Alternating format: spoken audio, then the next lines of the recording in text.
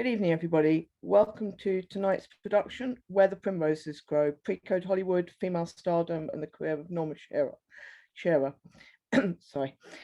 My name's Nikki Smith, and I work for Westminster Libraries. My colleague Susie, who's behind the scenes, also works for Westminster, and we've been helped by our colleagues at Kensington Libraries for tonight's event.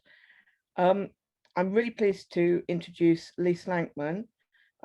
Lies lectures in films at the University of Hertfordshire. She, a few years ago, completed a PhD on Norma Shearer and her fans. And I do know that she is literally the world's biggest expert on Norma Shearer. So we're in for a treat tonight. Before we start, just a tiny bit of housekeeping.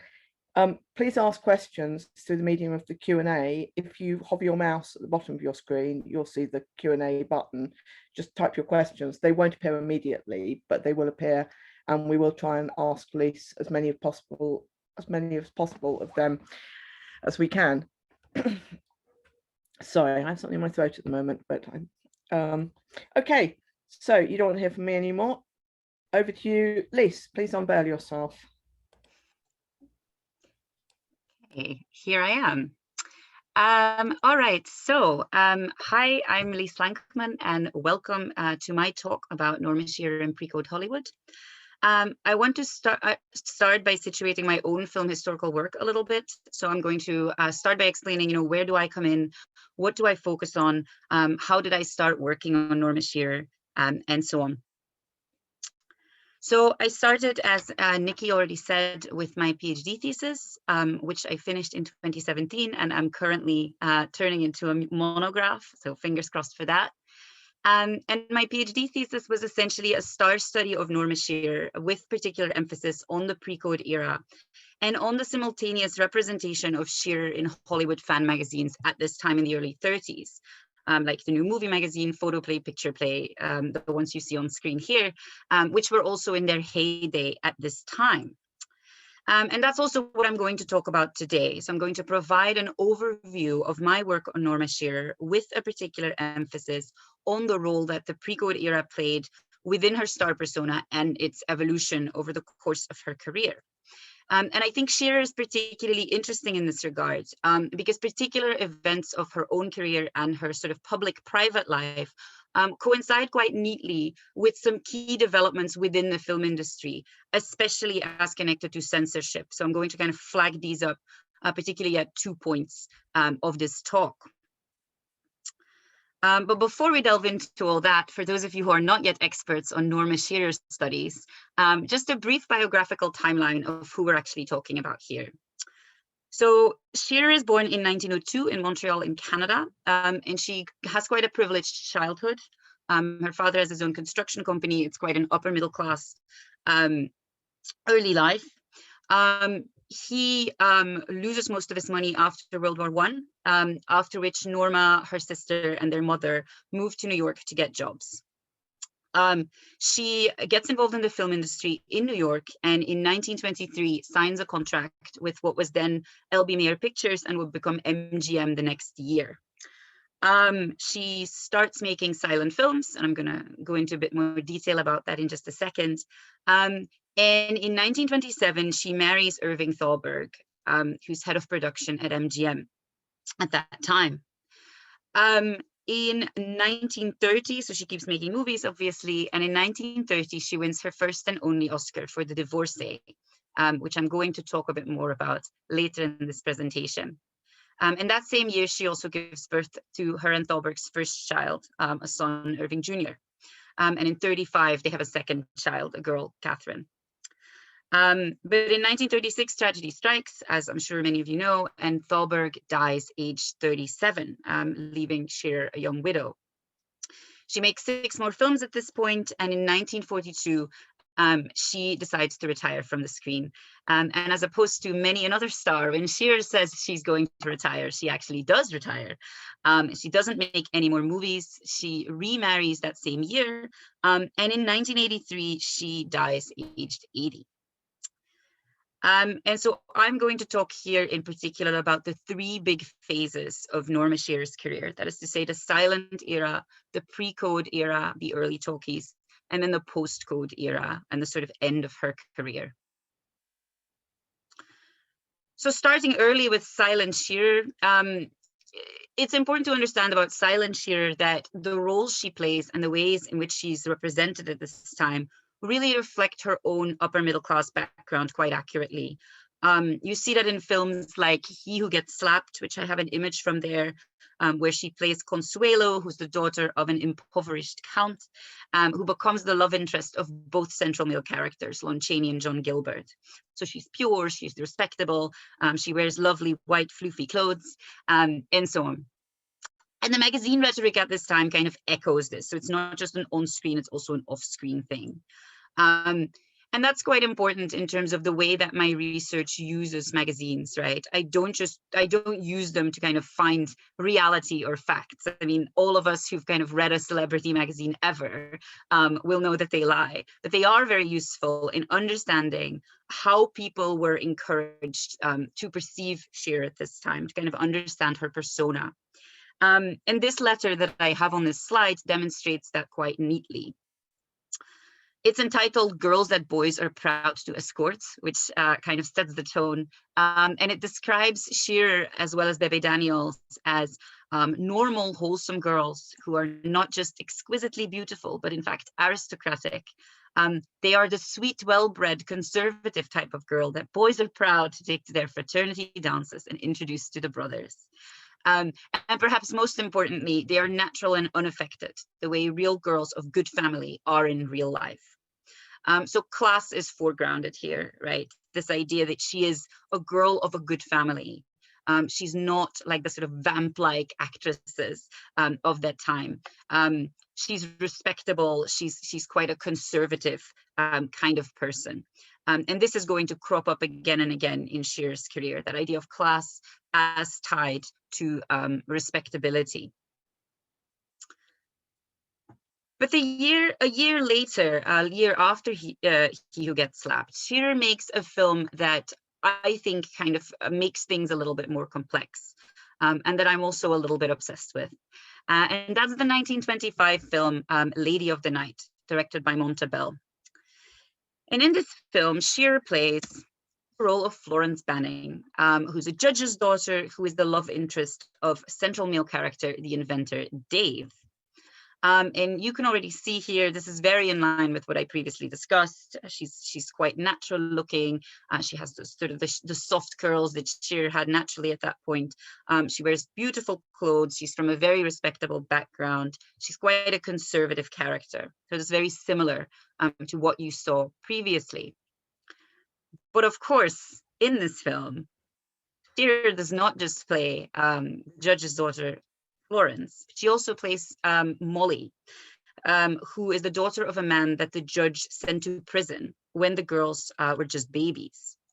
And the film was in fact originally called Two Worlds because it's about their parallel experiences as they grew up in very, very different circumstances. And then of course, you know, in the best 1920s special effects have to offer, they also end up meeting.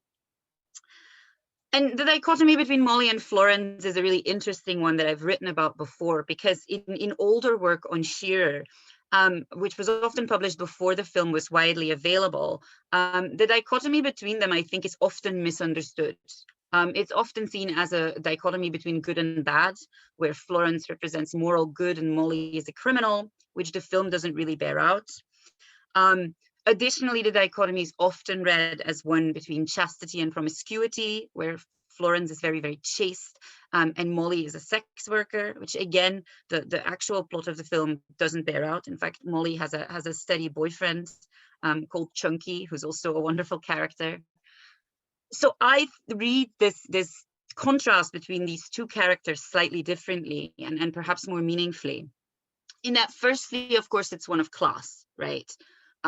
We've got the push Florence there, and we've got Molly, who's the daughter of a criminal, grows up in a much lower class environment. But I also think that the difference has to do with their engagement with the modern world. With the push Florence really having no idea about what goes on in the world of the 1920s, while Molly very much does.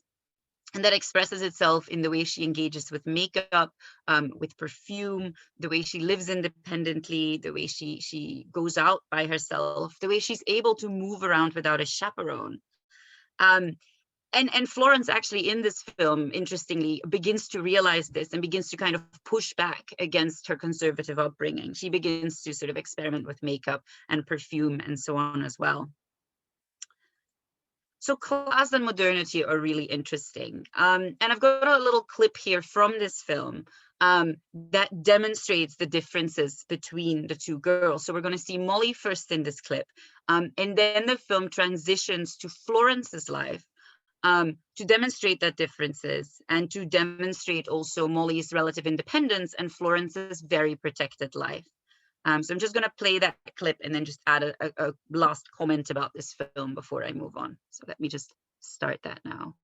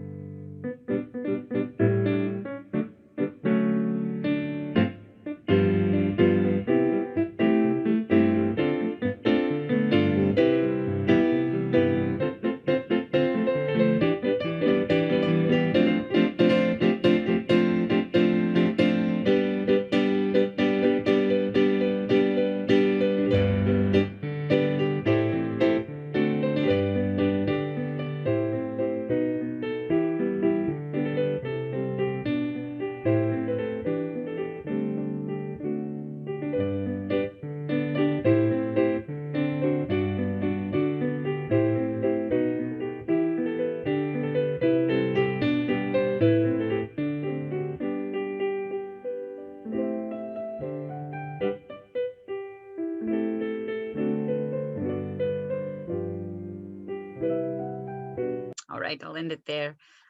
So you can kind of see the difference between the girls and how this is highlighted in this film here, right? And there's a number of moments in the film when this transition between their lives is shown. So we see Molly functioning quite independently and Florence attending a dance chaperoned by her father and by her aunt. And this engagement with the topics of class and modernity that we see in Lady of the Night would become a constant in Shearer's continued career. And I'm going to return to these topics again and again as we move on into the sound era, which we are, about to do. But before we do that, I want to move on to one of these points of connection that I was talking about, when particular developments within Shearer's career coincide with particular and important moments in the Hollywood film industry. Because the 20s, were a key decade in a number of ways, obviously because of the advent of sound, but also in the development of film censorship, which is what I want to talk about here a bit more. Since the early 1900s, political and religious organizations in the US had expressed concerns about the impact of film on its audiences, with a particular focus on the impact on children and on others who they considered to be easily influenced, which included young women, immigrants, non-white people, the working classes, etc.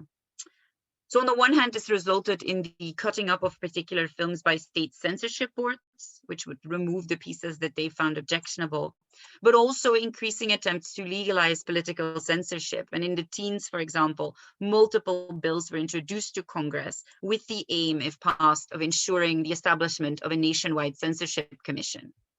And these didn't pass, right? But the fact that they were there at all shows the significant push behind this initiative.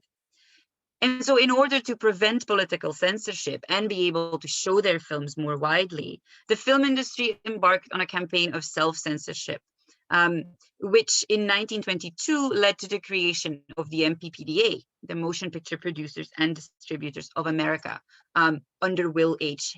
Hayes, who's quite a famous figure in the history of American censorship.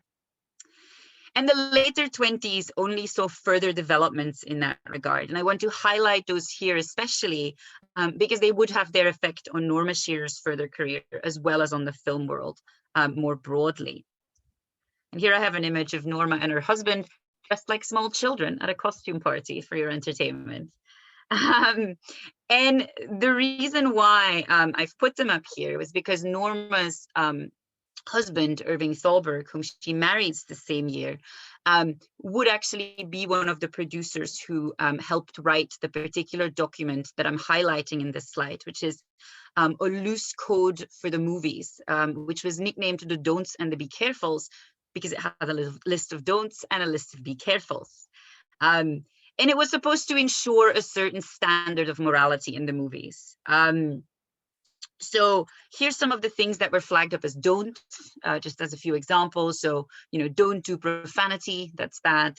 Don't do licentious or suggestive nudity. Don't show the illegal traffic in drugs. Don't show sex perversion, which was what they called homosexuality. Don't show scenes of childbirth, which seems niche, but okay. And also, sweetly, don't show willful offense to any nation, race, or creed, which was well-intentioned, but not particularly put into practice, as I'm sure we're all aware. So that was, kind of noble effort. But the major problem, of course, that the Hayes office had at this time was that there were essentially no punishment for any studio which ignored these rules, right? They couldn't levy fines. They couldn't remove films from theaters. They could just sort of write furious telegrams and hope for the best. And so to combat this, the MPPDA then adopts a sterner version of the don'ts and the be carefuls, and the more famous document, namely the Production Code, which was ratified by them in 1930. And the Production Code is a much longer document than the don'ts and the be carefuls. I think it's riveting. Not everyone probably shares that opinion, so I've just put the general principles on this slide for you here. But even these general principles already show something that I had mentioned before, which is this underlying idea of not leading people astray through the movies. No picture shall be produced that will lower the moral standards of those who see it. So it's sort of about protecting people from the influence of the movies. But of course, it still had no sanctions against those who chose to ignore this document. And so at this point, you get what we call the pre-code era, the period between about the adoption of sound in about 1929 and mid-1934. And of course, the eagle-eyed viewer and listener realizes that this is, of course, a misnomer, because most of it took place after the code had been written. But of course, it refers to the period before the code was properly enforceable. And during this time period, a number of very adult, frank movies could be made, which show topics like sex work, abortion, divorce and adultery, of course, addiction, gangster violence.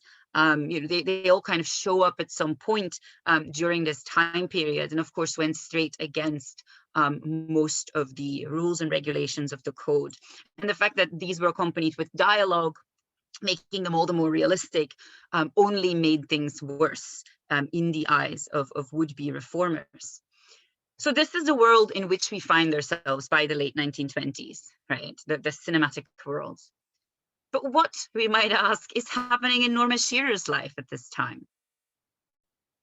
Well, at the same time that this is happening, there's also a big development in Norma Shearer's life, because the same year the don'ts and the be carefuls are written, 1927, Norma marries Irving Thalberg.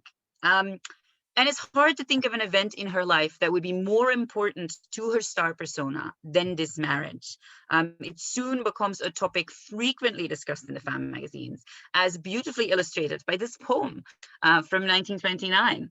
I was faithful without swerving, Norma, since your star was born. Then you up and married Irving, you the shearer, I the shorn.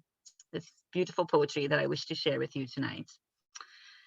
So over the next few years, as the marriage proved to be a stable and a happy one, much magazine coverage would emerge around this marriage, and would essentially describe it as kind of a Hollywood marriage, unlike all other Hollywood marriages. Would describe Shearer and Thalberg as the Hollywood grown-ups, you know, devoid of scandal, happy together, etc., etc. And here's a few examples of this. You know, is publicity fatal to happy marriage in Hollywood? Not if you're the Thalbergs, thank you very much.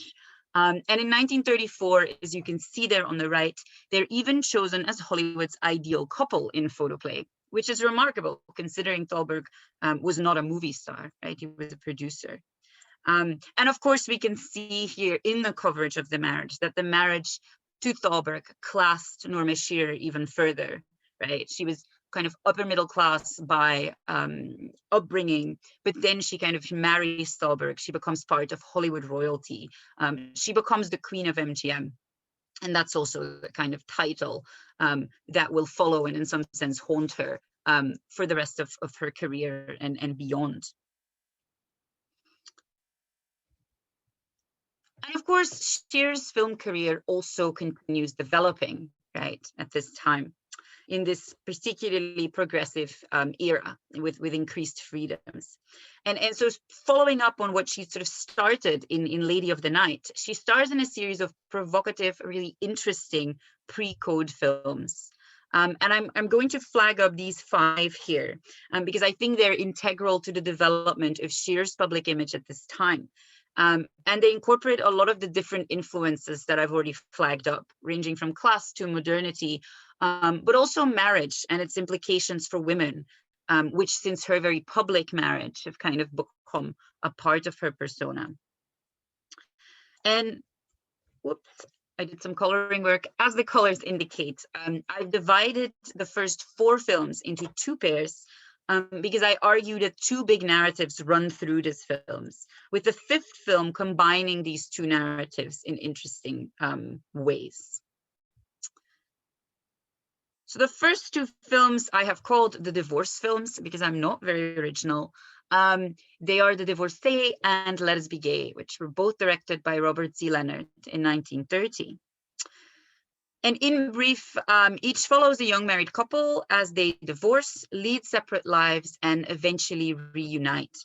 And I'm going to focus here particularly on The Divorcee because I think it is the more ideological as well as the better known of the 2 films. And it really shows that the emphasis of these films is on the inequalities and hypocrisies still present within marriage. And The Divorcee especially demonstrates that. So I'm going to show you a clip from this film in just a second, but before I do that, just a quick synopsis. So in The Divorcee, Shearer again plays quite an upper middle class, wealthy character called Jerry. But as opposed to Florence in Lady of the Night, Jerry is quite a modern young woman. She has her own career, and she agrees to marry her boyfriend, Ted, so long as everything will be 50-50 and honest between them. You know, they're both going to keep having their careers. They're going to be equals. They're modern people. And so this taps, of course, into modern narratives around the new woman and so on, and kind of brings together the upper class nature of Florence with the modernity that we saw in the character of Molly in Lady of the Night. And so 2 years on into their marriage, this is working out fine. We see them in their beautiful apartments. They've both got careers. But at this point, Jerry finds out that Ted has been cheating on her. Oh no. He says, you know, they're both modern people, so it's not a big deal. But when she, devastated, ends up sleeping with his friend while he's on a work trip, it turns out that while it's not a big deal when he does it, it is in fact still very much a big deal when she does it. And so she decides to divorce him because of his hypocrisy in that regard. They go on to lead separate lives. She has quite a brilliant career. He ends up losing his job, actually.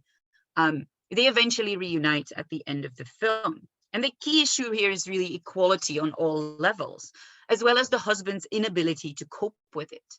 And of course, in the end, you know, even though the reunion might grate a little bit on us modern viewers, Jerry is essentially proven right? He had to learn a lesson. And I've got a clip here, which is sort of, to me, the crucial clip of this film, which is the one where she starts to realize that her husband is not hurt because she cheated, but offended because a woman dared to cheat on him. And so I'm just going to play this clip because I think it's quite a pivotal point in the film. It is a little buzzy because, you know, it's an old film, obviously, so bear with me. I'll forgive you anything, dear. Can't you please forgive me? When I try to look ahead without you, why, everything goes black. I love you, dear. I can't go on without you. Well, you'll get along all right. You've made a pretty good beginning. Oh, Ted, don't. We both made a horrible mistake, but that doesn't mean we can't try again. Try again? With all our friends laughing at me? Laughing at you? Yes. Someplace among the people we know, there's a man. Maybe men, I don't know. But from now on, I'll wonder which one. And how many of them are laughing at me. Well, couldn't I have said that the day you asked me to marry you? Supposing I had said, no, Ted, I'm afraid I may meet the women that you've known. And why not? I waited for you. You were my first love. But this is entirely different. All right, then. But tonight I come back here, ready to humiliate myself, beg for your forgiveness, ready to forgive you anything because I love you. And you say that's different? You tell me your vanity is hurt? Well, call it anything you like. Vanity. I'll never forget that. Let's not talk any more about it. And I thought your heart was breaking like mine. But instead you tell me your man's pride can't stand the gas. Now, wait a minute, Jerry, listen. Oh, I don't want to listen. I'm glad I've discovered there's more than one man in the world while I'm young and they want me. Believe me, I'm not missing anything from now on. I don't doubt it. Once a woman throws down her fences... Oh, pin it on a motto and hang it where Janice can see it. Stop that. Oh, loose women, great, but not in the home, eh, Ted? Cut it, do you hear? The looser they are, the more they get. The best in the world, no responsibility. Well, my dear, I'm going to find out how they do it. So look for me in the future where the primroses grow, and pack your man's pride with the rest. And from now on, you're the only man in the world that my door is closed to.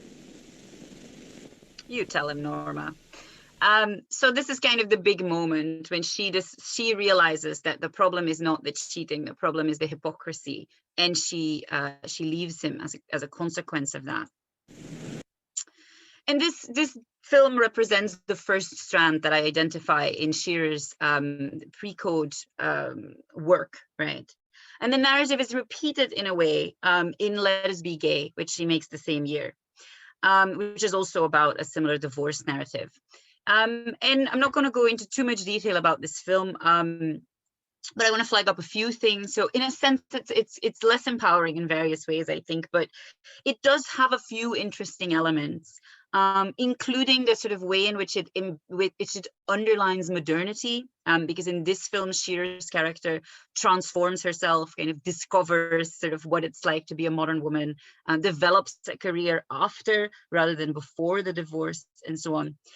And in this film, she's also a mother, which is interesting. She has 2 children, and she's still shown as a good mother at the end of the film, even though she's sort of become sexually transgressive by this point, which in itself is quite interesting.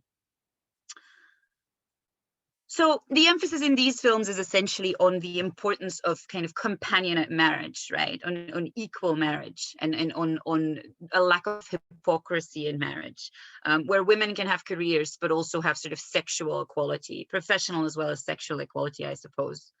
Sort of collapsing the 2 roles that we saw in Lady of the Night, with Florence's respectability and social class united with Molly's understanding of the world, her independence, her modernity, and in fact going beyond what we see in Lady of the Night, because they also include sort of extramarital sexuality.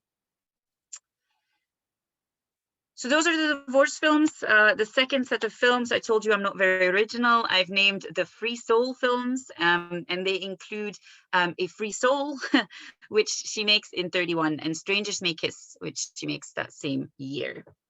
And they're related thematically to these divorce films, but they are slightly different, and in a sense, they go further. Because each film focuses on the life of a young woman who's opposed to marriage for ideological or practical reasons. So in these films, she doesn't get married and then become disillusioned. No, she's actually disillusioned to start with. And she really doesn't want to get married because of what it does to women. And I'm going to focus here primarily on Strangers May Kiss. I think A Free Soul is the better known movie, maybe even the better movie, and it is fab. But Strangers May Kiss is more interesting ideologically. Because again, these films are very much about the lack of freedom available to women, even in supposedly modern marriages, and also a lack of honesty, even in male partners who are supposedly or think of themselves as modern.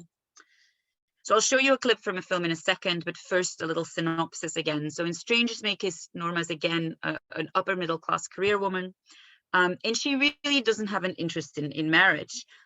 Which is exacerbated when her favorite aunt commits suicide due to her husband's infidelity, which is quite a shocking filmic moment, honestly. So in the wake of that, she decides to go traveling with her boyfriend, Alan, who's a reporter who equally does not believe in marriage. So they are, there's the living together outside of marriage. But then Shearer's character, Lisbeth, finds out that this is in fact because he is already married and doesn't want to get a divorce. So it's not that he's ideologically against marriage. It's just that he thinks it's easiest, and he lied to her about it. So again, it's about honesty. She then spends a few years partying in Europe, as Norma often does in her films, and says the wonderful quote, "I'm in an orgy wallowing," and I love it. And before she finally returns and agrees to marry Alan, who's now acquired a divorce. So she does get married in the end, but the film does include a very principled anti-marriage argument. The character really does ideologically object to marriage because of what she believes it does to women. And the clip in the next slide demonstrates that.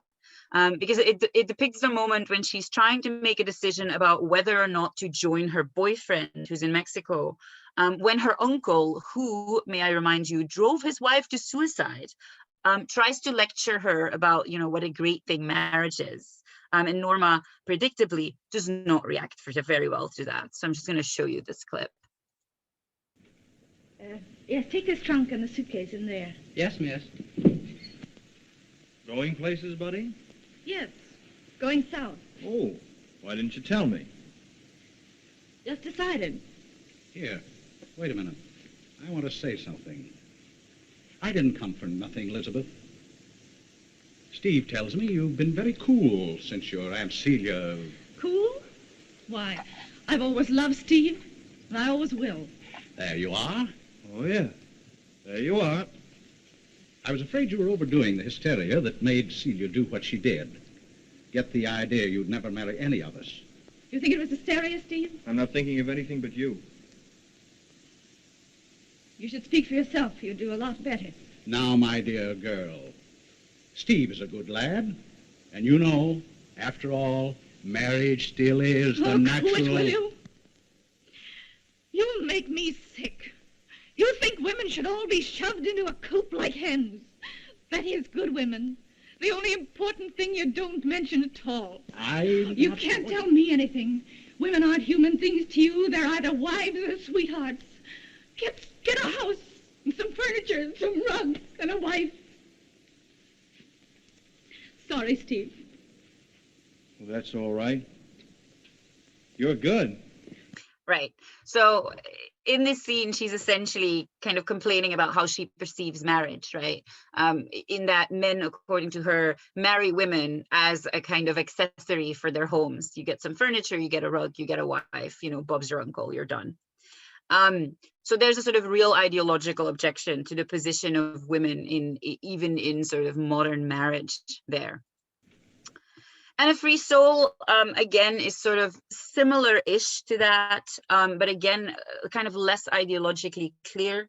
But it does feature some interesting elements like the complete gender reversal that we see here, in that In Strangers May Kiss, neither partner wants to get married, while in A Free Soul, her two male love interests do want to marry her, but she's the one who doesn't want to, which is interesting.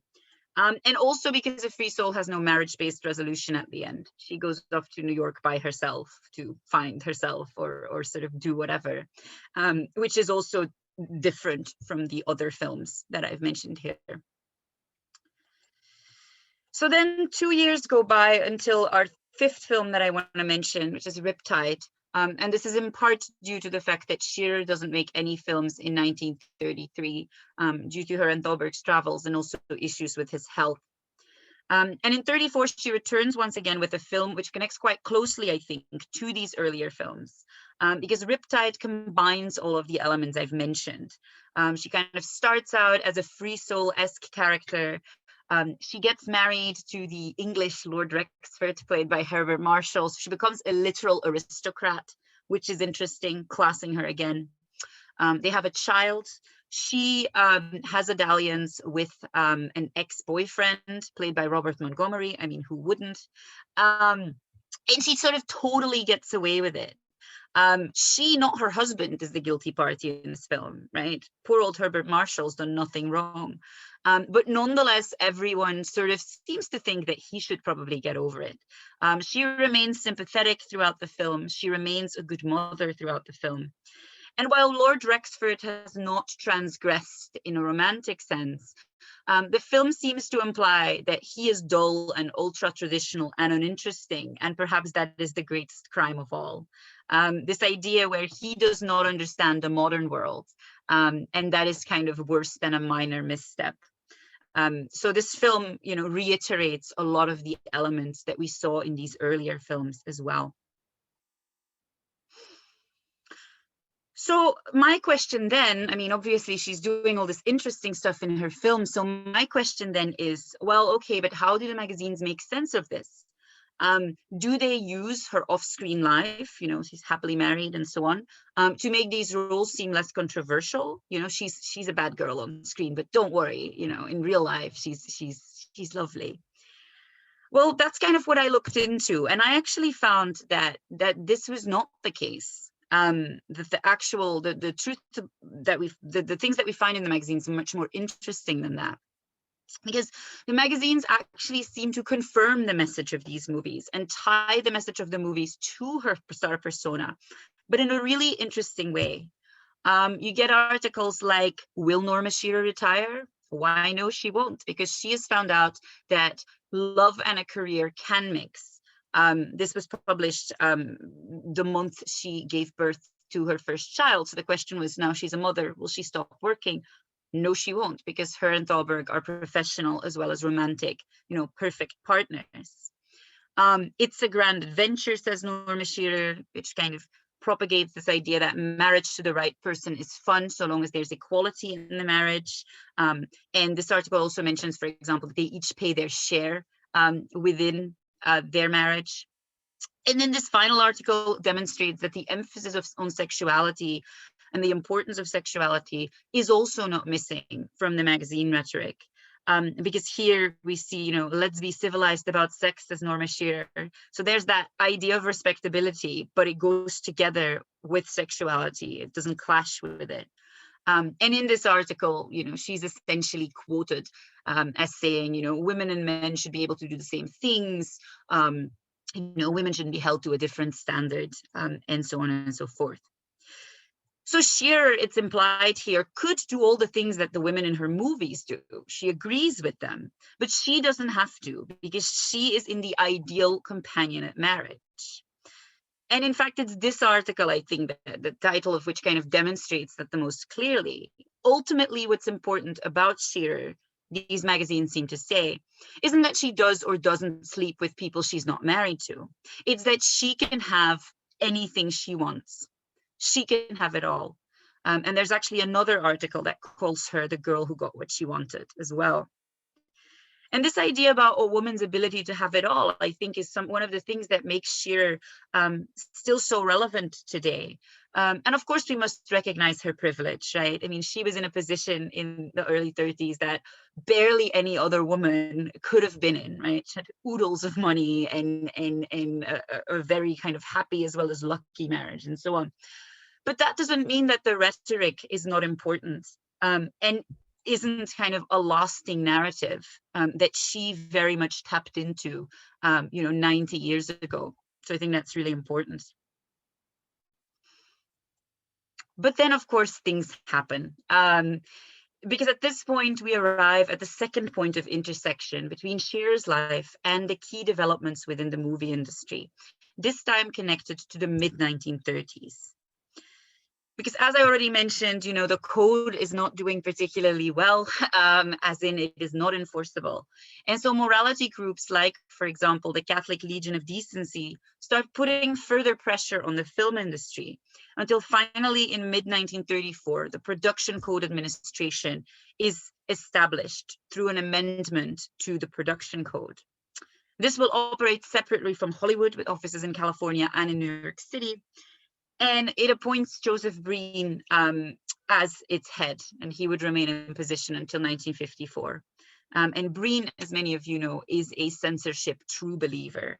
And so for the next 30 odd years, no film will be able to be released in Hollywood without the Production Code Administration stamp of approval. So essentially from this point onwards, as opposed to before, the code has gained teeth, right? Studio associated theaters showing unapproved films can be, given fines and so on. They've basically got almost absolute power over what Hollywood can produce, and how far Hollywood can push the envelope. And a very quick example of that can be found in the Production Code Administration file on the divorcee, which is sort of wonderful because when we look at the telegrams that are sent about it in 1930, they're all sort of extremely chill about it. They're sort of like, oh, this film is actually going to discourage people from getting a divorce. It's going to be great. It's all very tastefully done. We're not worried. So they're actually pretty mild about it. But then in 1940, we find a memorandum by Joseph Breen in regards to a potential remake of The Divorcee. And at this point, the tone is a little bit different in that he says, the material is so thoroughly unacceptable under the provisions of our production code is now administered, blah, blah, blah, blah, blah. That basically, we are not going to make this film. Nobody touched this material. So you can kind of see this very drastic change that happens over the course of the mid-1930s through that enforcement of the production code here. And of course, at the same time, there's also a drastic change in Shearer's personal life, which is reflected in her star persona. And this happens a little after the enforcement of the code, but it kind of seems closer because Shearer does not make any films in 1935. She has her second child and Thalberg has health issues. So again, that's sort of a little gap in her filmography. And in September 36, then the next year, Thalberg ends up dying after a lifetime of health problems. He's only 37, and Shearer, aged 34, remains behind as a widow with 2 small children. And this brings about a massive change for her star persona. Just like the marriage did, so her widowhood does as well. And this is especially the case because it comes together with this enforcement of the code, right? Suddenly the kinds of roles that Shearer can play have drastically changed, but so is the way she's perceived by people. She's no longer this modern wife who can have it all and who's a little bit cool. In fact, she's a tragic young widow now, and this has its consequences. It has its consequences, firstly, in the kinds of films she's offered. Shearer makes 6 more films after Thalberg's death, including the 2 films pictured here, which I think are probably her 2 most famous ones, Marie Antoinette in 38 and The Women in 39. And Marie Antoinette's quite interesting because it's her comeback. She didn't make any films in 37, and she came back with that film in 38. And it's an interesting film in that it covers a period of 23 years in Marie Antoinette's life. And so it allows Shearer to demonstrate a very broad range of characterizations, right? She starts out as an ingenue, then she kind of gets to be the glamorous, adulterous Dauphine Marie Antoinette, perhaps echoing some of those pre-code representations. And then she ends as the sort of more redeemed, ladylike queen that she becomes in the second half of the film. But of course, as opposed to these earlier films that we've talked about, and due to the very nature of the role, I mean, you can't, keep Marie Antoinette alive. No happy ending is possible, right? Shearer's character endures the ultimate punishment in this film, as the film ends with her widowhood after the execution of her husband, and then her own transportation to the site of her execution. Ultimately, it sort of echoes the notions of royalty and aristocracy, which had been part of Shearer's star image. But it also echoes the notions of tragedy, which were part and parcel of Shearer's career now. Just like Marie Antoinette is the tragic queen of France, so is Norma Shearer the tragic queen of MGM. And if you think that sounds a little bit twee, I'm saying that because so that the magazines repeatedly, often, constantly in that same year. The magazine rhetoric about Shearer at this time constantly parallels Shearer with her character. She's the tragic Norma Shearer. This is her brave return to the screen. This film means more than any material thing because it's the product of the perfect love of Norma Shearer and Irving Thalberg. And it only underlines the kind of royal connotations associated to this title of the widow Thalberg. Particularly near the end, this article called A Queen Comes Back states, the Thalbergs were the royal couple and she is still queen, as queenly as Antoinette herself. So these articles have completely abandoned any modern or progressive meanings that Shearer may have had, reducing her entirely to her perceived nobility and her tragedy. They could make being a wife seem modern and cool, but they could not do that with this tragedy that had befallen her. And The Women, that's going to be my final example for today. The Women, which is probably Shearer's best known film, is an even clearer example, both of the way in which the film industry had changed, but also the way in which Shearer's star persona had changed alongside it. And the film echoes the previous narratives that we saw in pre-code films, right? I mean, those of you who've seen it will recognize that. In that Shearer is a wife who finds out that her husband, Stephen Haynes, has been cheating on her and who divorces him. But Shearer's character, Mary Haynes, is a very different character from Jerry and the divorcee. She's a sympathetic character, and she has great hair, but she lacks Jerry's frustration and the rebellious modern ideas that she has almost entirely, which is perhaps most beautifully illustrated in the film's rather frustrating final scene, which I'm going to show you in my next slide. So here, this is the very end when Shearer kind of goes on to be reunited with her husband. So let me just show you this. Well, girls, looks like it's back to the perfume counter for me. And by the way, there's a name for you ladies, but it isn't used in high society, outside of a kennel. So long, ladies. Oh, Mary, Stephen's outside. He's waiting for you. Oh, that is, he wants to know if you'll see him. Oh, Mary, will you please? Will I? You bet I will. Mary Haynes, haven't you any pride? No pride at all. That's a luxury a woman in love can't afford.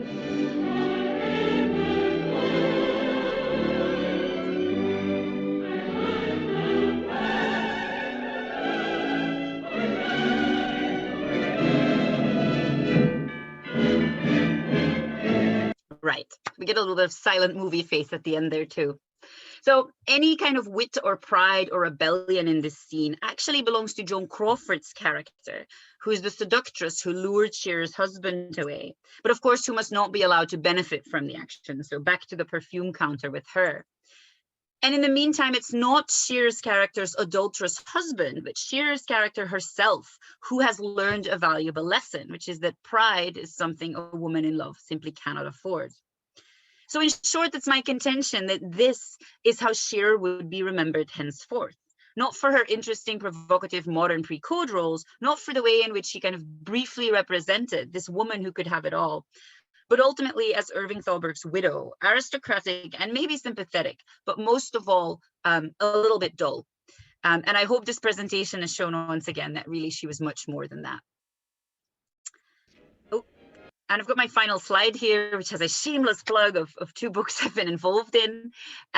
If you're interested in hearing more about this, so firstly, there's Star Attractions, which I edited in 2019 with Tamar Jeffers McDonald, which is all about fan magazines, including a chapter by me about fan letters.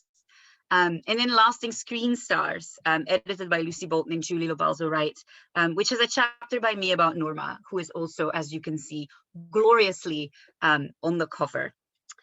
So I've got my info there. If anyone wants to follow me on Twitter, you're very welcome to do that. And now I'd love to hear if there are any questions. Thank you. Thank you so much. That was really amazing. There were some brilliant clips. I think that I think you really showed how that last scene of the women has probably just done more damage to her career than anything else. It's really quite extraordinary, that scene, and depressing. Yeah. Just before we go on to questions, there's quite a lot, and please keep them coming. I'll just say we've got plenty more talks coming up, but I was just going to highlight 2 that people might be interested in. On Tuesday, we have a talk on Francis Ford Coppola. For those of you who like 80s films, it's looking specifically at his 80s films, and I think that's going to be very good. And then Susie, who's in the background there, on Wednesday, she's hosting a talk called Getting Away with Murder, which is about Victorian poisonings. And I don't know anyone who doesn't love a Victorian poisoning, so that's going to be great.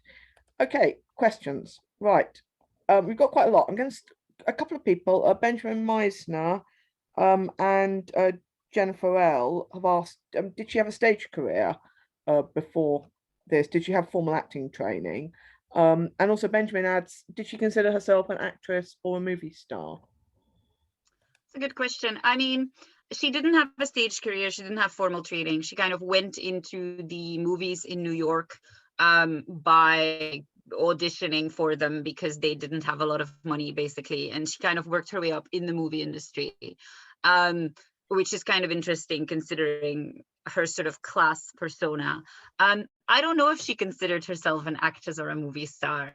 I think she probably considered herself a movie star, to be honest, but a classy movie star, you know. Yes, I have a slightly controversial question from someone who prefers to remain anonymous, and I can sort of understand why. Someone who says, it looks like she didn't really display poor people. Do you feel she didn't have enough depth as an actress to do that? Or was it just people wanted the glamorous pose? Yeah, I mean, I think there's multiple things going on there. She did occasionally, she didn't always play sort of super posh characters. She did play poorer characters as well. Like, for example, in The Trial of Mary Dugan, which is her very first talkie, she plays a poorer character who kind of ends up in court and is accused of murder. And actually, I really, the film is very sort of early talkie, but I do really rate it. I really enjoy it. So I think I have focused here particularly on a bunch of very posh roles. But then I think also her star persona was just such that she was considered a very patrician star, right? The word patrician is all over the fan magazines about her. So I think in that regard, she was kind of typecast. And also MGM just really loved its super expensive, you know, sets and its society dramas and so on. And she never made a film. When she signed with MGM, she basically never made a film for another studio. So I think it's sort of studio related. It's her persona. And it's also kind of my selectivity, at least for the earlier roles. Yeah. There's quite a few questions asked about her retirement. I'll just start with Jane O'Toole. She allowed herself to appear without makeup unflatteringly at the end of Marie Antoinette. Yeah. So I find it hard to believe she turned down the lead in Mrs. Miniver because she would be playing the mother of her adult son. Did she really turn it down? And wasn't she meant to turn down Mildred Pierce? Am I making that up? I mean, she was meant to have turned down Gone with the Wind, actually. I don't know if she was meant to turn down Mildred Pierce. Yeah, I honestly, I'm not a biographer. So the sort of biographical fact of whether she in real life turned down Mrs. Miniver, I'm not entirely sure, but I think the end of her career was perhaps less about sort of aging for her is always the sense that I've had, that it was kind of less about aging for her than it was about, she was just sort of done, I think, with the movies by that point.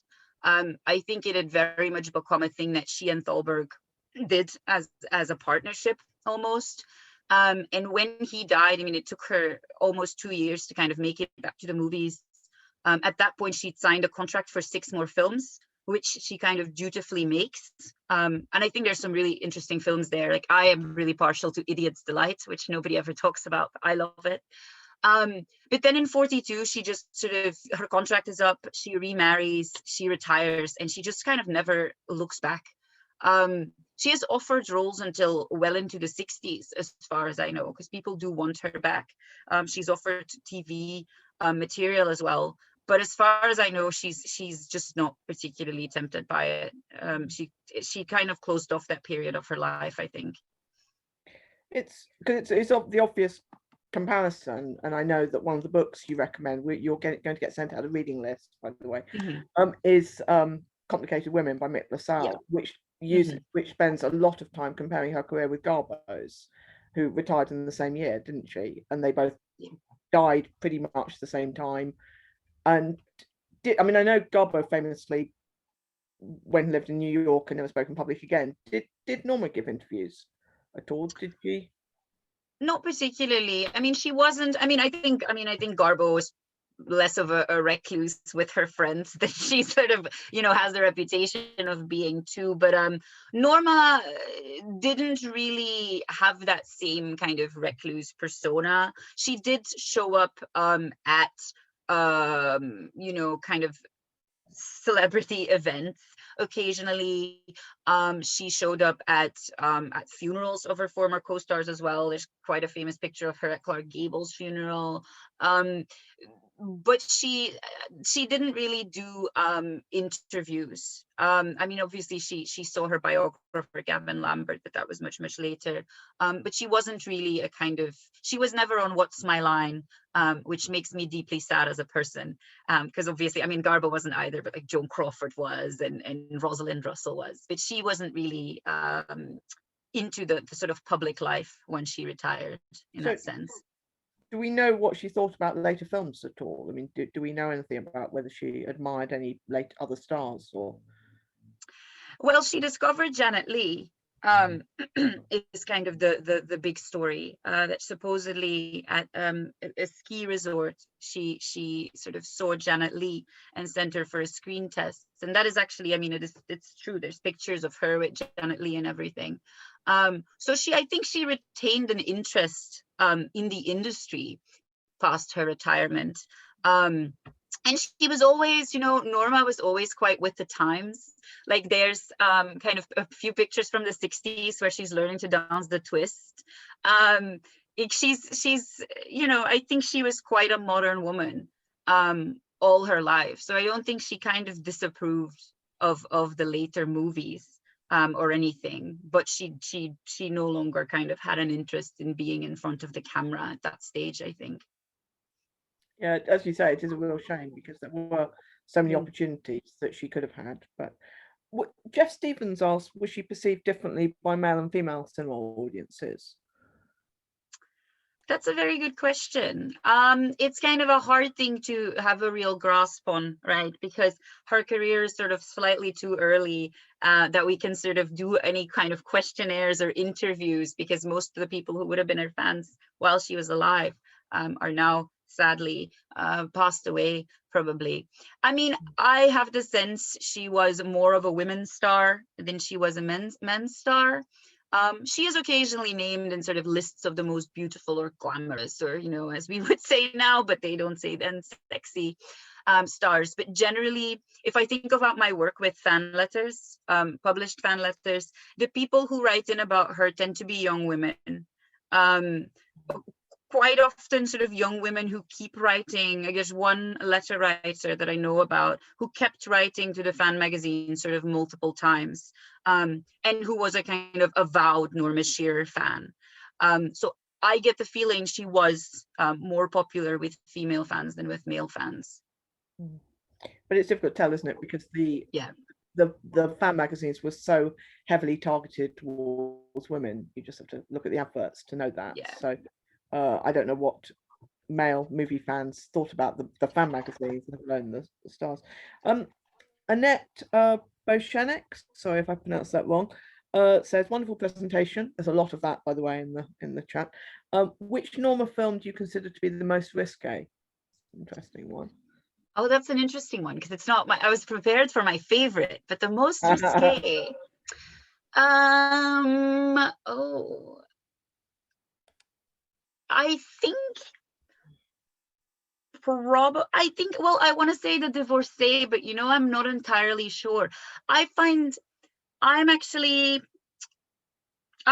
quite a big fan of Strangers May Kiss, even though I think it's not her best film. I think it suffers a bit from early talkie-itis, but I do think her sort of staunch, just hardline ideological opposition to what the institution of marriage does to women is more controversial than naked shoulders or not wearing a brassiere in a free soul. You know what I mean? Like I think that ideologically, I think that film really does something quite controversial.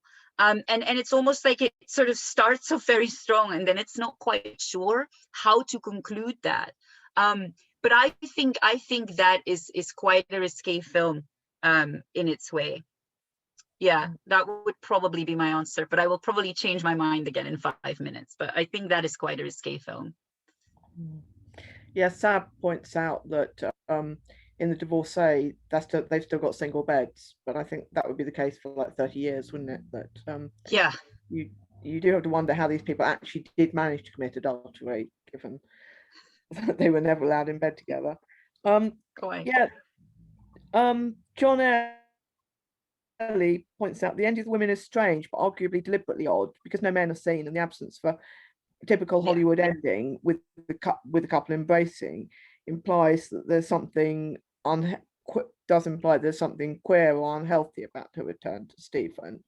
I mean, I suppose if you were sort of clutching at straws, you could say it's a little bit ambiguous, but it is odd. It is odd because nobody moves like that. I mean, it's not, the rest of the film is quite naturalistic, and then she just, like you say, it's great silent movie acting. Yeah, to me it's a silent movie moment. I mean, and I think it's true that moment was always going to be odd because they did a really careful job in conducting the rest of the movie in sort of all female spaces, obviously, right? The beauty parlor and the divorce ranch in Reno, which I love those scenes, and then the powder room.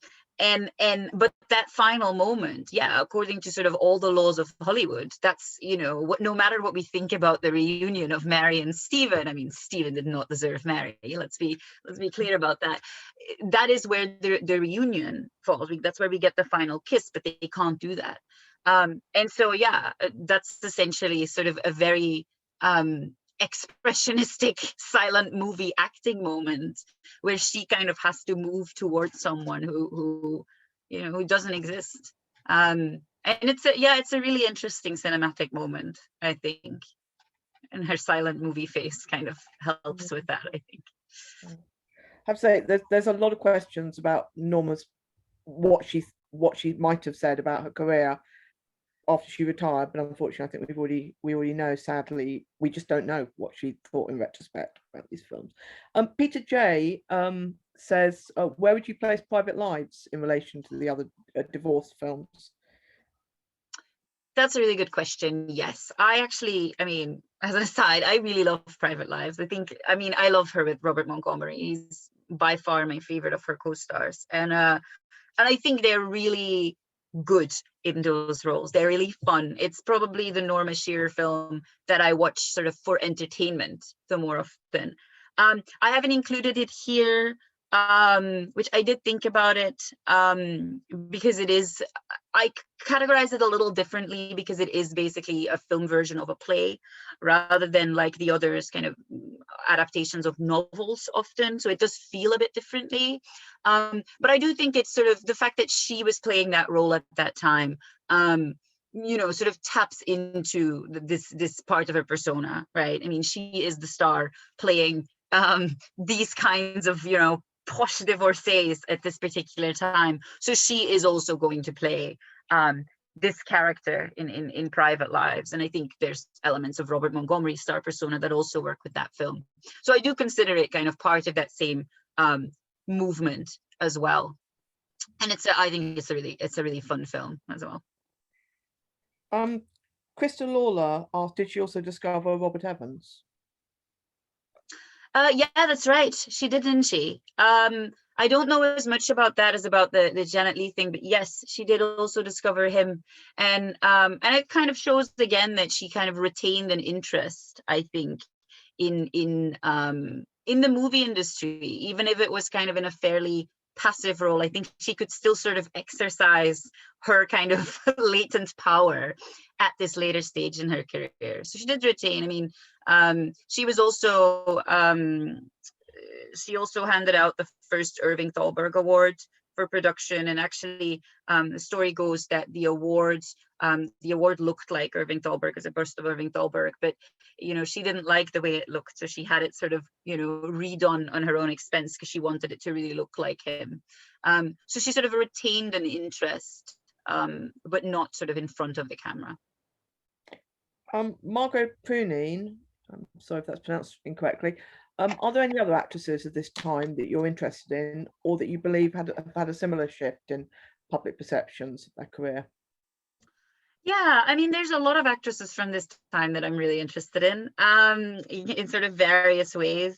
I do really love Joan Crawford, even though the sort of Joan and Norma feud is second only to the Joan and Betty feud. I am, also a bit team Joan, and I think her various sort of star transitions are really interesting because she did keep reinventing herself, right? She stuck with it to sort of the bitter end.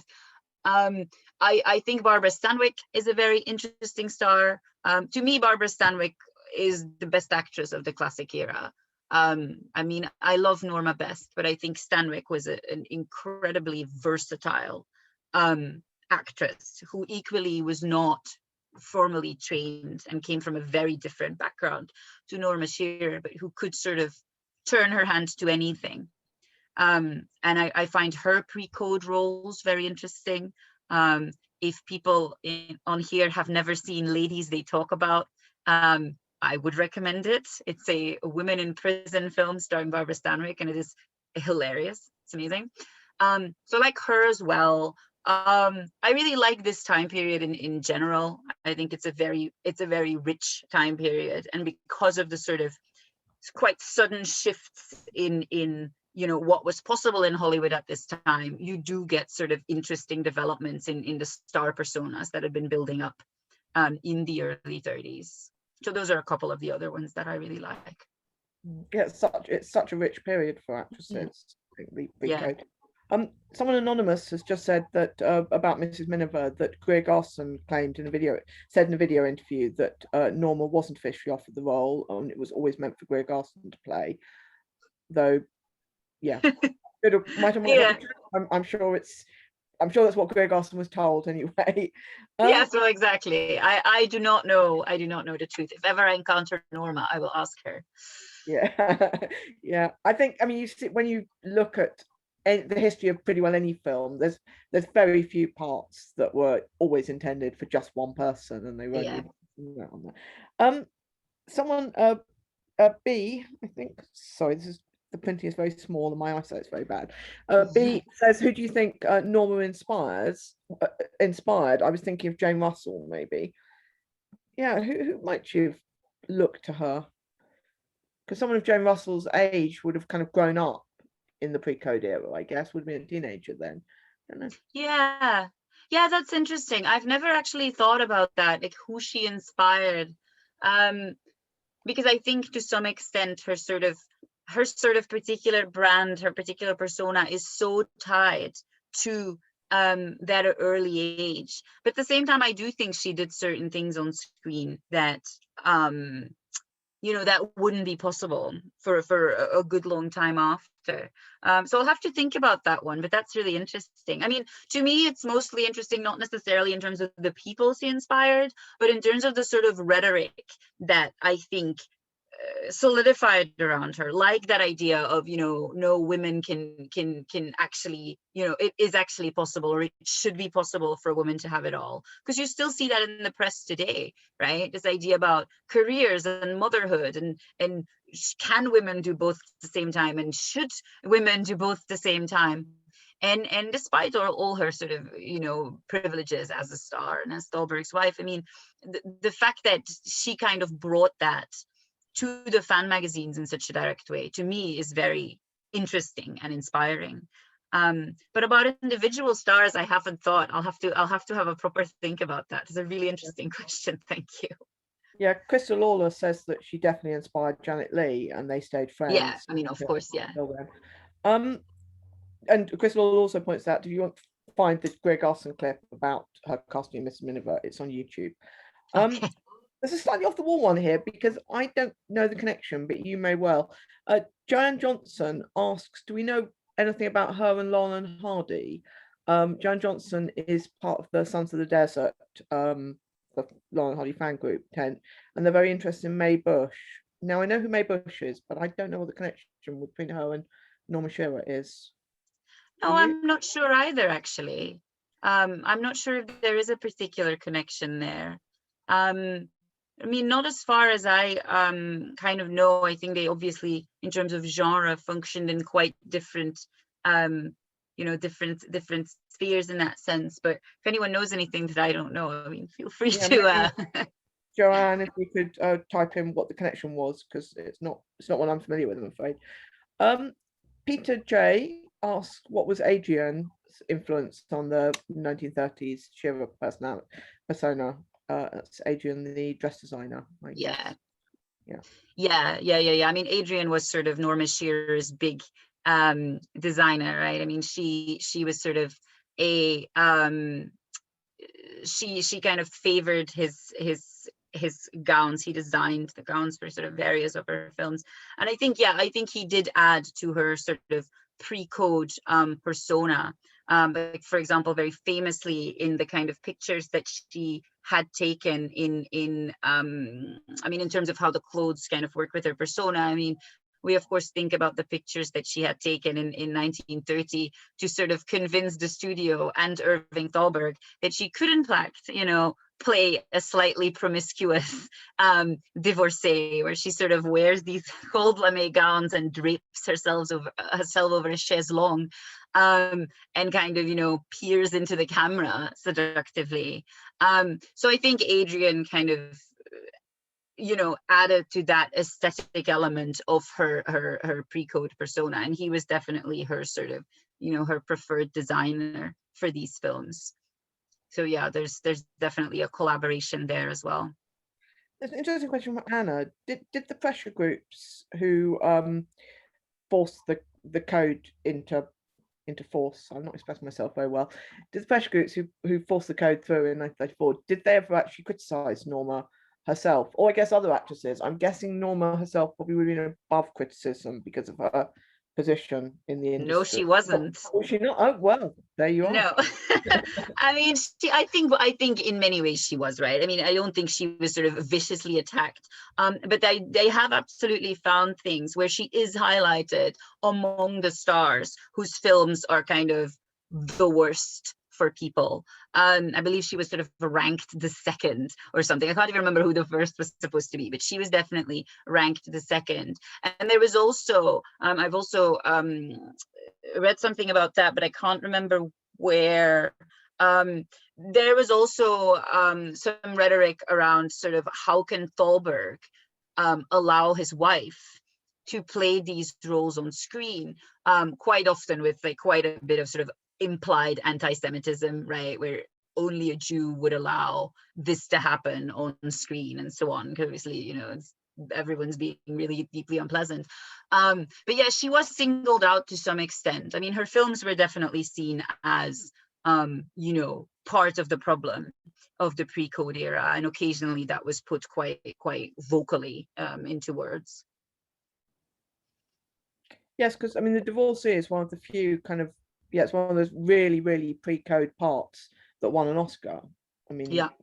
most Oscar winners that period are a bit more kind of respectable, I think. Benjamin Meissner asks, is there a queer or gay element or connection to Norma's screen persona? Obviously her glamorous image, but do you think so? Do you think also because of her movies? Yeah, I mean, I don't know. I would certainly like there to be. But I think she was, to me, her star persona is it's a provocative one, and it's a transgressive one, but it is quite a heterosexual one to me. I mean, there's an element of camp in some of her later films, of course, and I'm sure she had her gay following at the time, as indeed I know she does now. But I think in terms of the connotations attached to her, she doesn't really have the sort of queer connotations of someone like Kay Francis, for example, who's great.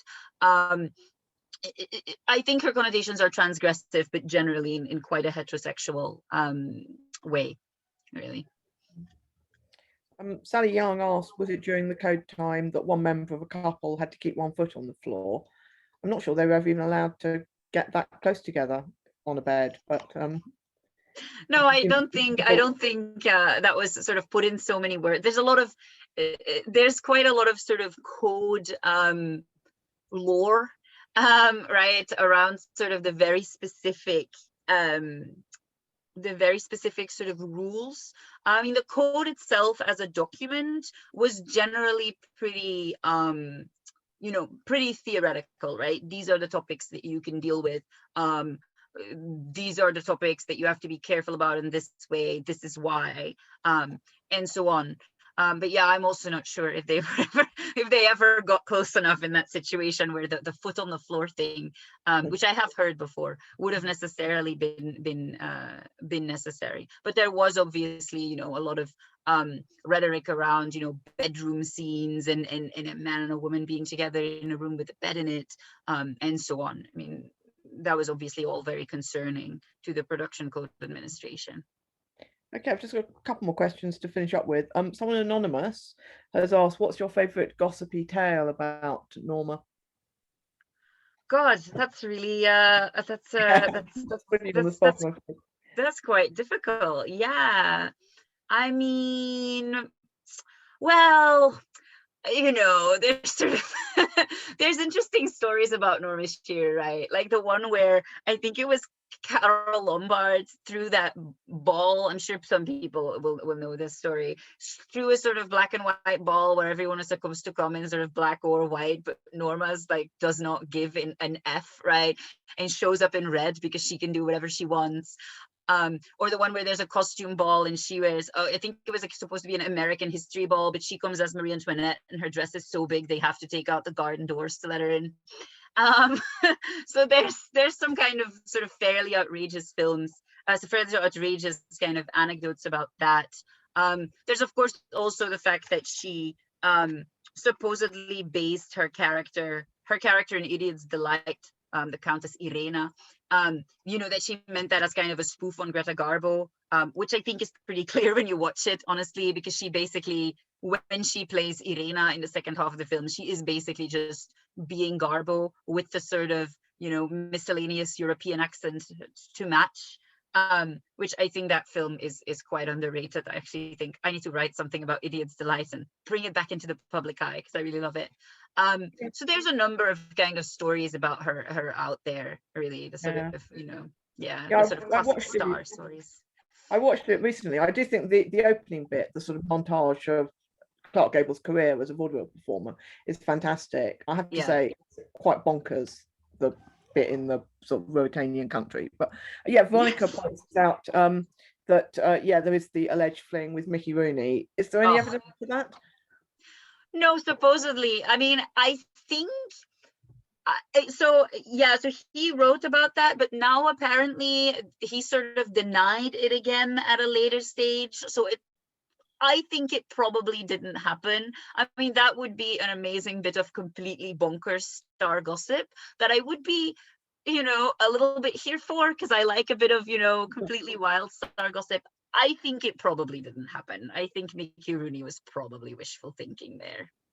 Yeah, I'm not sure when he would have had time with God, I making know. 6 films a year and and then quite a few people, Karen Byers, Hansby among them, but quite a few have asked, what's your favourite Norma Shearer film? Oh, difficult question. You You can know, only pick one. I'll probably say this is kind of, I mean, I love all her pre-code work, obviously. I mean, I love all her films, really, even the ones that aren't that good. But I think Lady of the Night is probably my favorite Norma film. I just think it's really wonderful. It's, you know, I think she does a really good job with those two characters. I think she was a very good silent actress as well. I think it's kind of where she learned her craft, right? And I just think that is a very lovely film. And you can tell that she has fun playing Molly, especially. Like, her facial expressions are great. The ending, at the end of Lady of the Night, Molly goes off with her boyfriend, Chunky, and they go out west to the wide open spaces. And it's just such a kind of wonderful, heartwarming ending. And you get the feeling that even though Molly did not get, you know, the central male character she was kind of after, you know, you have the feeling she'll be okay, you know. So I really love that film. It sounds amazing, and I think you're going to be sending a lot of people to look for other Norma Shearer films, because there were several listed that I haven't seen, including Lady of the Night. So I think that's going to be a hunt for many people. Well, thank you all for attending, especially now the pubs are open. It's brilliant to get such numbers, and thank you to Lise. That was amazing. Thank you. Oh, thank you, everyone. Thank you very much for attending.